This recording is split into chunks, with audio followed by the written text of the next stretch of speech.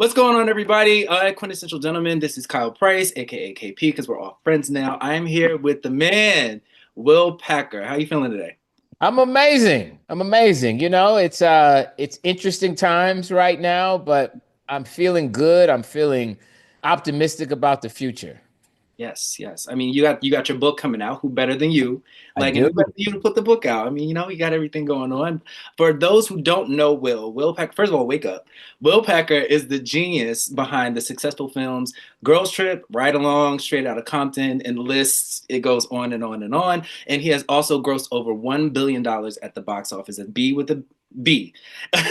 With who Packer has created the success toolkit he wished he'd had back then, useful for anyone who's just starting out or perhaps ready to make a major transition but doesn't feel there yet, are great career options, are already examples of people who've succeeded before them. So again, thank you. Welcome to Quintessential Gentleman Chat.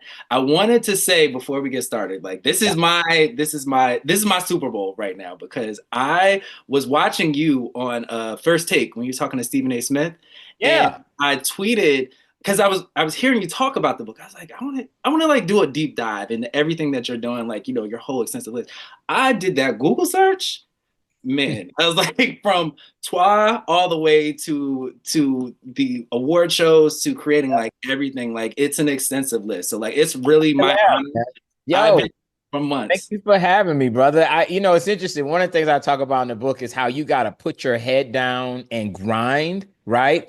Mhm. Stay in the lab and don't worry about all the distractions because we live in a world where everybody feels the need to tell everybody what they're doing every step of the way, right? Right. You Right. know, social media obsessed world picks or it didn't happen. That's not worth the distraction and the energy that it takes to continue to update everybody. My mantra is it's the work you put in when nobody is looking that makes everybody pay attention later. So Absolutely. I also look at my own filmography and the things I've accomplished. I'm like, wow, I've done some things. I've done all right. Yeah. But Mhm. the reality is that I was focused on each thing, each individual challenge, each individual goal, each individual project, each individual success, each individual failure. Like Mhm. for me, it was about how do I stay in the lab? That's what I tell people. Just stay in the lab. Don't worry about what everybody else is doing or talking about. Don't worry about feeling the need to update everybody on what you're doing. Stay in the lab and grind. And Mhm. then when you look up, right, after you've been focused and grinding, you'll look up and be amazed even yourself at what all you've been able to accomplish. Right. Absolutely. And you know what's funny? It's I'm sitting here having this conversation with you. I'm reading the book and I'm like, these are all like great words of wisdom, but they're also affirmations that I tell my friends all the time. I'm like, listen, we all climb a ladder, we Yeah. get up there, we achieve certain things, we look at the goal, we look at the next goal, we look at the next goal, but we don't look back and see how much we've gotten to, what we've accomplished, who we've inspired along the way, just doing the work. So like this was a great time to drop this book personally, but also just to reinforce like the message that like what, it's okay. Like there's even Will Packer had Yeah. his moments of being like, all right, well, I don't feel like I got it, or I gotta believe in myself a little bit harder until I can get over that hump. And what I've loved about this book, Sorry, something you said, you yeah, talked about like looking back. There's nothing wrong with looking back as you look forward, right? To acknowledge the work that you've done and put in, right, right? So there's nothing wrong with taking time to really breathe in the success that you have worked so hard to manifest. So nothing wrong with that. But the key is to make sure you're moving forward. One right, of my philosophies is that sometimes you have to fabricate momentum. mm, Sometimes people get stuck figuring out how do I get started? I don't even know where to start. I don't have money. I don't have resources. I don't even know where to begin. right, And you end up in that place year after year after year. Don't get stuck on that first rung. Do something, even if it's a small goal, just to say mm, that you accomplished something. When I made my first movie, Twa, I could mm, not raise the money that we were trying to raise. We were trying to raise like 700, $800,000 to make this movie. Still would have right, been a super low budget movie. But right, I couldn't raise that. Like for the life of me, I didn't have anybody rich. I certainly didn't have any money. And so mm, I went to my parents. They was like, are you kidding? Like we got right, hundreds of thousands of dollars to be giving to you to make a movie. Like stop playing. So what I did was instead of setting a financial goal, I set a time goal. I said, mm, whatever we're able to raise within the next 3 months, that's going to be the budget of the film. Mm. Kyle, guess what I was able to raise in those three What movies? you get? What you get? $75,000. That's it. So you know what I I mean, did? what? I made a very, very low budget $75,000 movie. But the fact was Mhm. that I did it. I did something. I wasn't stuck in that rut of I can't raise the money. So I proved it not just to other people, but also to myself. Right. Sometimes you got to prove to yourself that you can accomplish something towards your goal. And then you go and set another goal and then set another one. Before you know it, you've done five things. Well, now you got some momentum going, you know? Right. And you know what's funny? This is another personal moment. I remember TWA was like 2000, 2001. Yeah, it dropped in I had to 2000. be 13 in the Right? DVD section, like, and looking at stuff I shouldn't have been looking at. But I'm like, I remember getting that movie because I saw it was Kenya Moore, it was Gary Tyson Beckford, Jordan, Tyson. and Yeah. yeah, and I remember, and I got it. I was like, all right, let me sneak and watch it. But like, just being a fast teenager.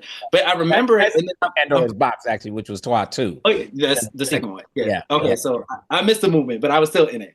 But I was like, I was going through the research. I was like, oh shoot, this is a full circle moment. Like, just going from teens, like seeing how long you've been in the game, and Yeah. then seeing how far it's grown, like just to see the incremental steps of how you've been doing it, but then being intentional about showcasing Black people's work and the spectrum of what Black life is about.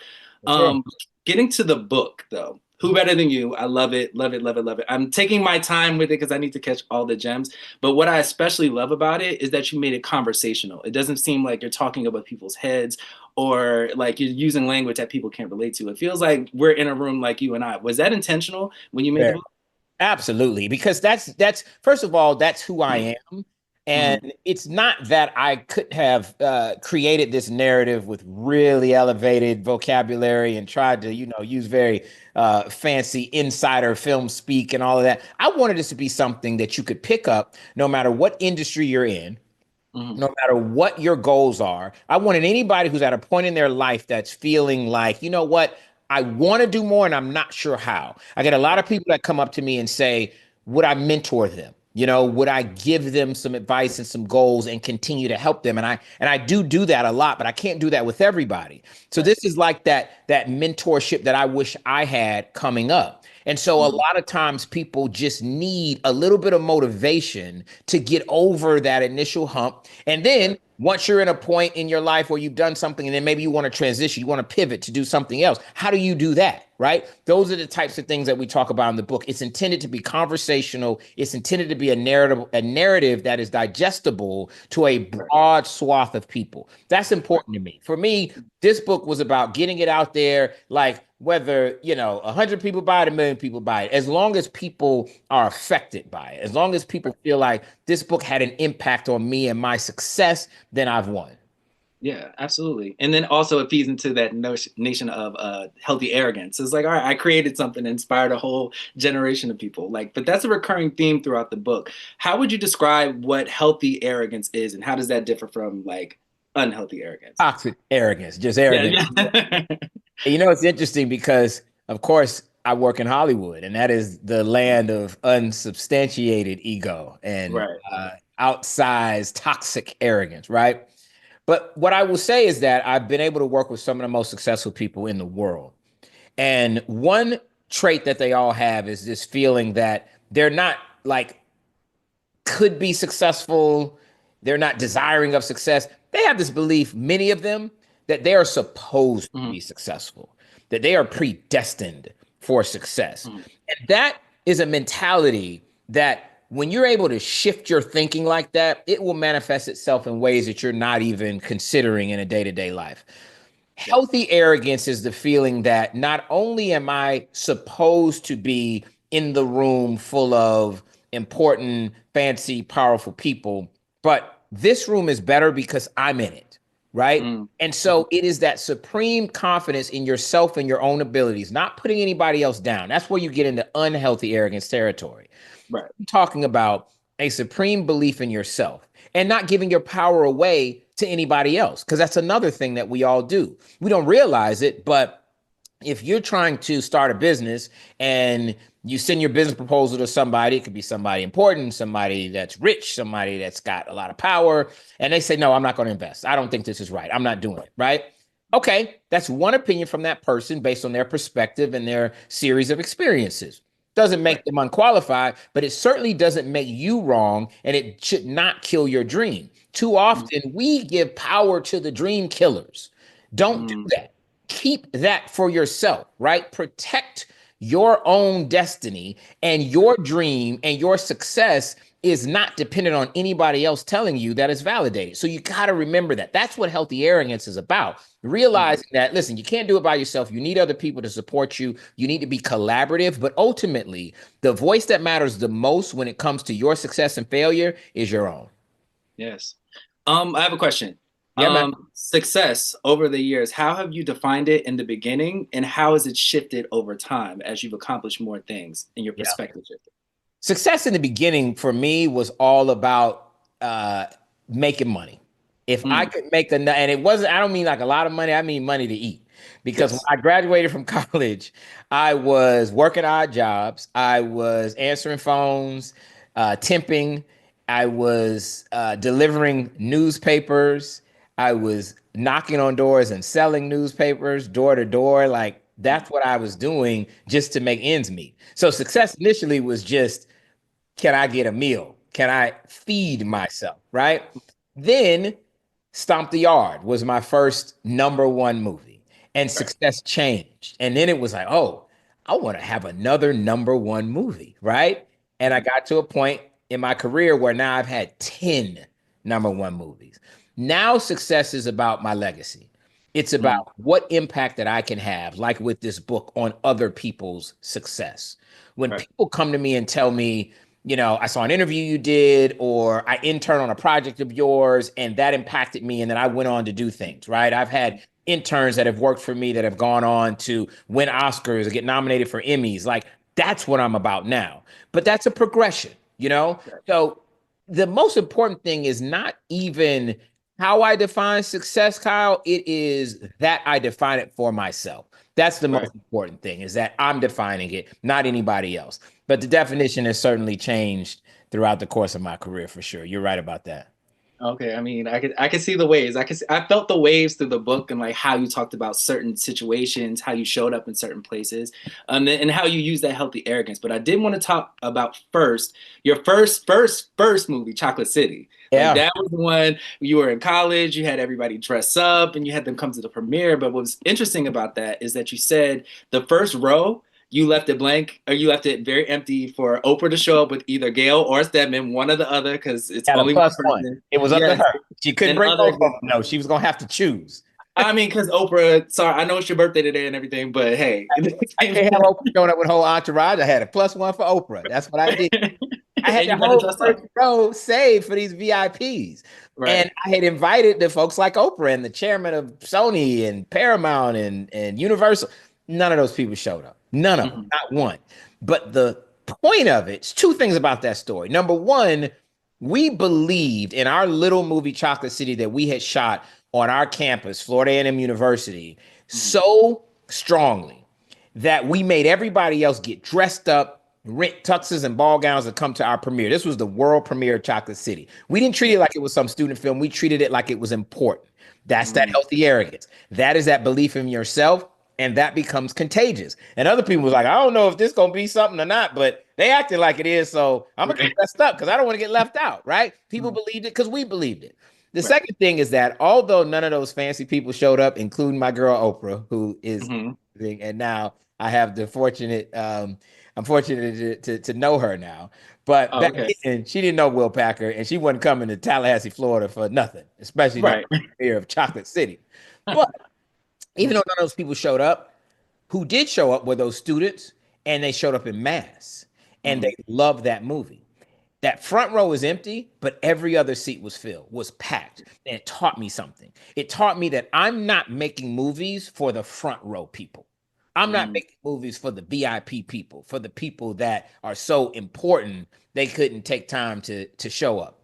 I'm making them for everybody else. All those kids that were standing room only in the back of the theater that just wanted to see themselves or their friends or people who look like them on screen. And that Right. has influenced me as a filmmaker to this day. Okay, I love that. I love that, and it reflects in the work that you do. Like you can tell the beat, like the beats that you use. It's very indicative of the culture and everything, and everybody that you work with. Now, especially this story and this story with Kevin Hart. Like it just felt like y'all was gonna come to blows at some point because he definitely tried you. Little man. He's He an definitely evil little man. right, but and now that you mentioned him in the book and the whole experience with that, he's doing one of your tour stops for the bookshop, right? For the Yeah. book tour, right? So Yeah. like, have you guys had a chance to laugh about that reflection and everything? How was that experience with him reading it back? Oh yeah, listen, I tell the story about how Kevin Hart tried to sabotage both our careers, but really mine because our first big movie together after Think Like a Man had put him on the map was Ride Along. It was the biggest budget that we had worked on. It was him and Ice Cube, of course, Right. and it was a big important moment. And this little spawn of Satan was trying to run off and do a comedy show in the middle of this movie and trying to trick me and make me complicit in his shenanigans. And so I Right. tell that whole story. Long story short, I end up in a nightclub with Kevin Hart and Carmelo Anthony telling Mhm. us we was all gonna have such a good time that we was gonna die that very night. And me Right. saying, Mr. Mello, please let us get back to Atlanta to finish this movie, right? The movie Mhm. got finished and ended up opening number one and was the biggest opening on MLK weekend to Mhm. date at that point.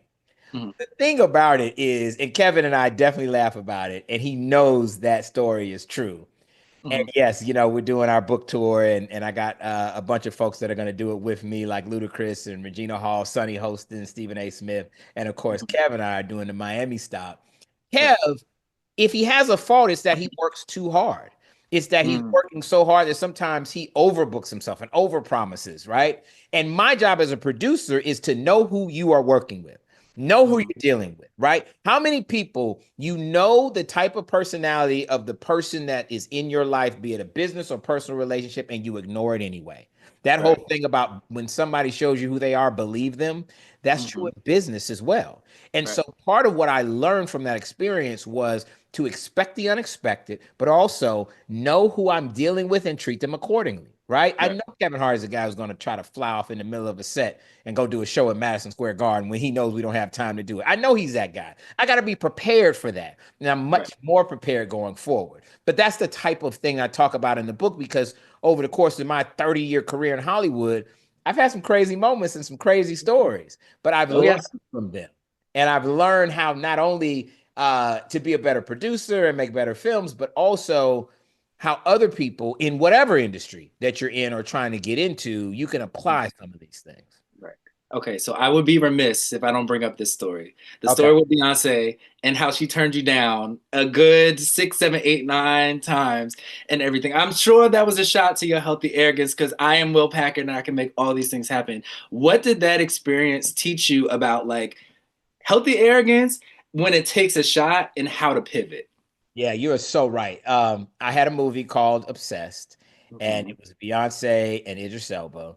And Beyonce told me no over and over again. It did not matter that I was Will Packer because in Beyonce world, there's only one Queen Bee. Right. And what happened was there are things that I call fortuitous no's. They're Mhm. no's that you get, but they're no's that actually make you better for getting them. And they can Mhm. hurt in the moment. They're painful. Disappointment, nobody likes to deal with disappointment. And this Right. is one of those examples. But I tell the story about how I had to remove all the elements that were keeping Beyonce from saying yes. How I Mhm. had to continue to go back and I had to actually really work on the project, on the schedule, on all the things around that project in order to get her to be involved. And she was very gracious and very nice. It was the most loving no you ever seen, right? She was love you, Will, the project, good luck. I ain't doing Right. this, baby. You know what I'm Right. saying? Soft curve. Yeah. Yeah. Oh man, the softest, but a curve nonetheless. Hmm. But the reality was that I learned from it. And that project got better each time that I was adjusting it to Hmm. try to make sure that it was palatable, that it was something that she could say yes to. And Right. so we can learn from that experience because every no is not a bad no. Every Mm. no, every disappointment, every rejection, every failure is not something that you should look at and say, this was awful. This is the most awful thing in the world. It might feel like it in the moment. But Mhm. remember, it's not over till you say it's over. Are there things that you can learn from that no or from that rejection to make your project, your endeavor, your plan, your strategy even better? That's exactly what happened with that movie Obsessed, which also came out and opened number one at the box office. I mean, well, yes, there's a theme here. Number one's just going. But no, I especially love that chapter because that's literally where I'm at right now with Fortuitous Knows and just remixing ideas and just elevating and everything. So like even with Fortuitous Knows, it gives you a reminder. Sometimes you got to go back to basics, remix the plan, and then also allow it to like have a better pitch the next time that you go into it. So like that's Yes, remix smart. the plan. I like that. I like yo. Yeah. I can't wait to read your book. Okay. Remix the plan. What you the last thing you do is give up on the plan. Don't give up on it. Right. Remix it, flip it back, change it, do it a different way. Whatever you got to do. Stomp the Yard. I got told no by everybody on Stomp the Yard. Nobody wanted to make Stomp the Yard. I had Right. to actually pitch Stomp the Yard as a sequel to a dance movie that B2K had done called You Got Served. I Right. pitched Stomp the Yard as a sequel to You Got Served, and that's how I got it made. And then it was so good that it became its own separate movie. But in Right. order to get in that door, I had to change the way that I was thinking about it, and it made that movie better. So Mhm. don't get caught up on the no. Don't get caught Right. up on the failure and the rejection. Whatever you do, don't give up on it. Remix it if you have to, but keep going. Listen, just give me 10%. We use that on book tour, please. That's all I ask. But you also mentioned how you're from St. Petersburg, Florida, and Yep. how you grew up in the South. I wanted to know how did those experiences, growing up in the South, in Florida in particular, like shape how you approach movie making, and then also how you approach deals going into your career. Yeah, it's interesting. I grew up in St. Pete, was about as far from Hollywood as you can be. I did not know where Hollywood was when I was growing up. I didn't know anybody in the industry. Right. And the point is that somebody watching this right now, listening to this right now, might be trying to get into an industry or a field where they don't know anybody. That's Right. okay. The point is that I had an ambition that was not going to be stopped, that I was going to find my way into that industry.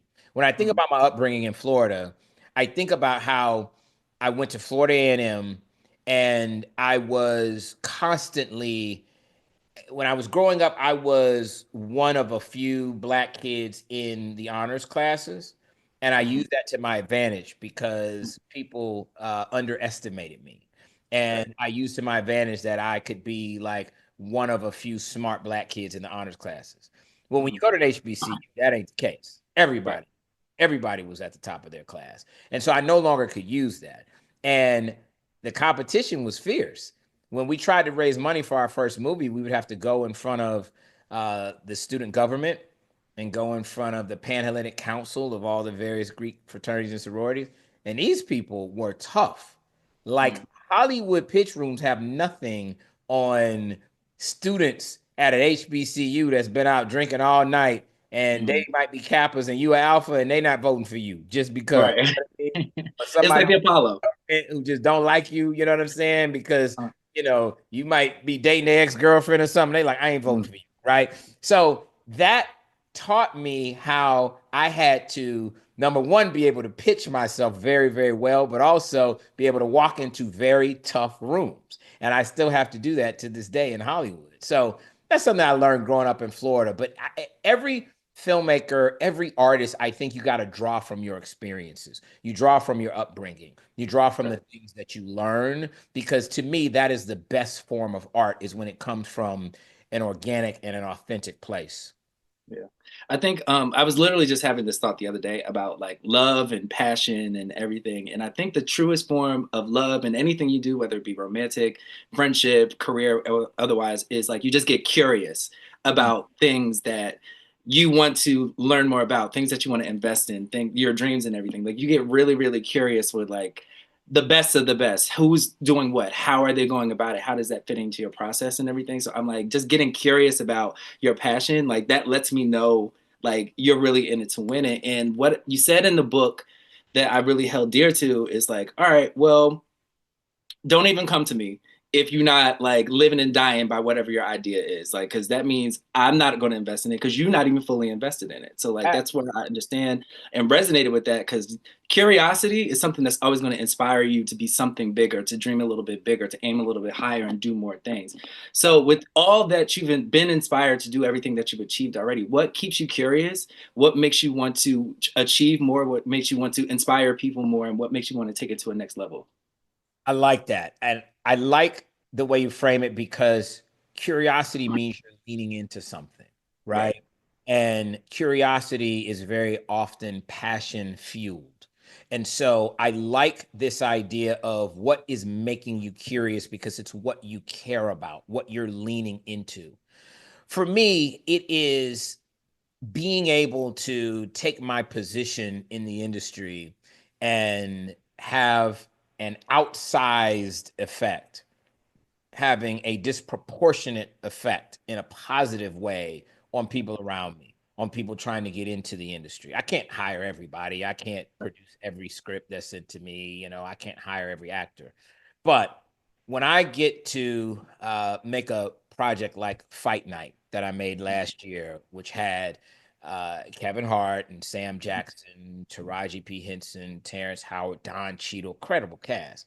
It Hmm. also had an amazing group of young actors in that are coming up. People like Teresa Celeste and Miles Bullock and Sinqua Walls and all these incredible young actors as well, who I know that people are going to be talking about for years to come because they don't have next, they got now. So being able to put them in a position and in a platform where they can win and they can showcase, what they're doing. That's what I'm curious with right now. How much of an effect can I have? How big of a legacy can I leave behind? That's what's driving my passion these days and what I'm leaning into.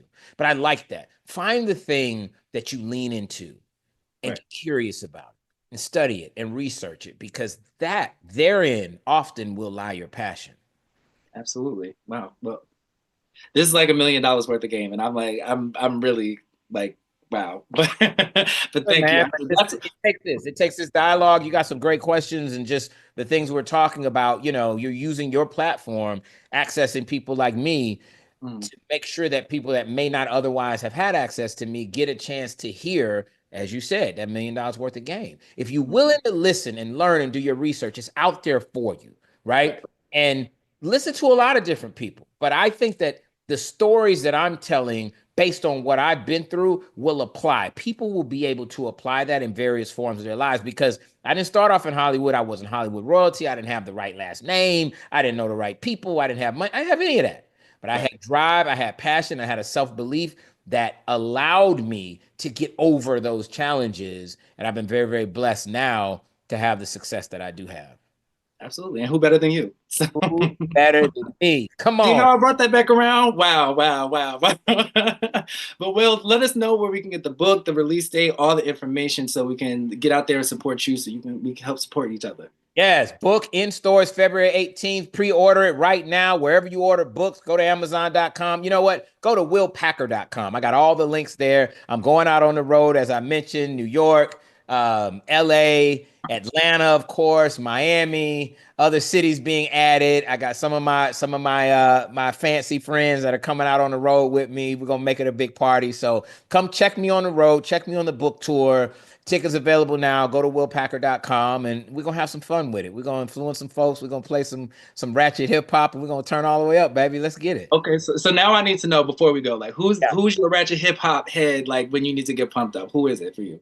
Ratchet Jeezy. I'm going Jeezy. Jeezy? Oh, okay, okay. Thug I'm going Motivation old one, other school. one. Doug, Oh, 102, 103, baby.